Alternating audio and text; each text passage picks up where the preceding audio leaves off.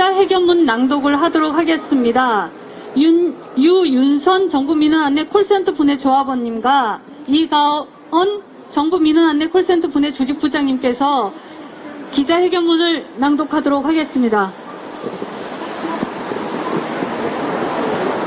국민권익위원회는 코로나19 업무 과중에 따른 정부민원 안내 콜센터 노동자 처우 개선 및 보호 방안을 마련하라.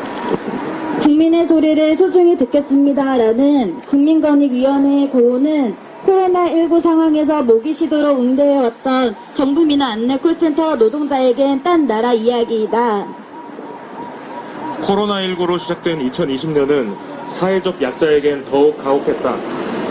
정부민원 안내 콜센터 노동자는 국민권익위가 운영하지만 그곳에서 일하는 노동자들은 비정규직으로 저임금과 과다한 업무에 시달려왔다.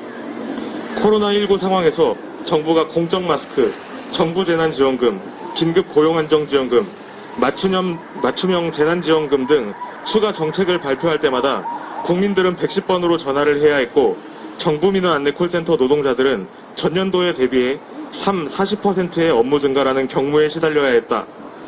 정부민원 안내 콜센터 노동자들은 번갯불에 콩디기듯 내려꽂히는 정부의 정책에 제대로 된 교육과 숙지 과정 없이 응대하느라 진땀을 빼기 일쑤였다. 코로나19 상황에서 한두 시간이면 마스크가 흠뻑 젖을 정도로 민원 응대에 바빴지만 위탁사인 한국코퍼레이션은 마스크조차도 닷새에 한 개, 사흘에 한 개씩으로 지급했다. 감염병에 취약할 수밖에 없는 다닥다닥 붙어 일하는 콜센터 노동자들의 열악한 노동환경 개선을 위해 투명 칸막이를 요구했지만 예산 타령이 앞섰다.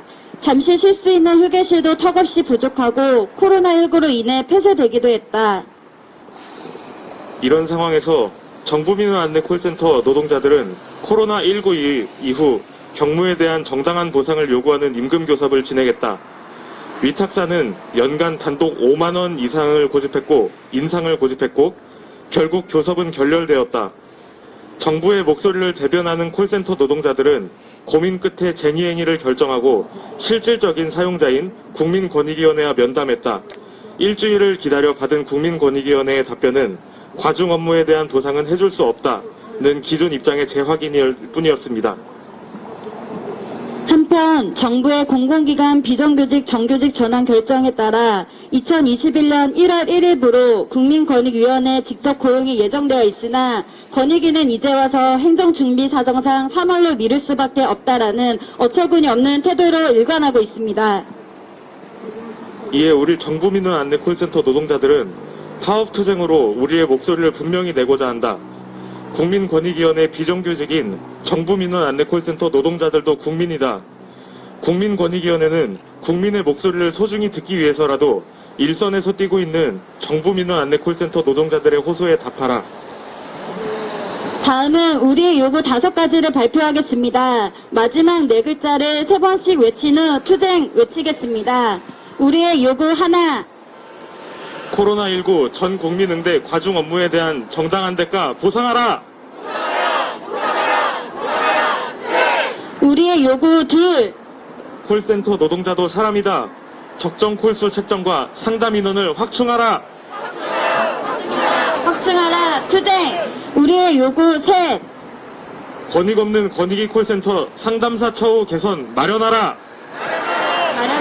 마련하라. 투쟁. 우리의 요구 넷. 체계적이고 전문적인 교육을 제공하라! 제공하라. 투쟁. 우리의 요구 다섯. 정규직 전환으로 협박 말고 2021년 1월 2일 직접 고용하라!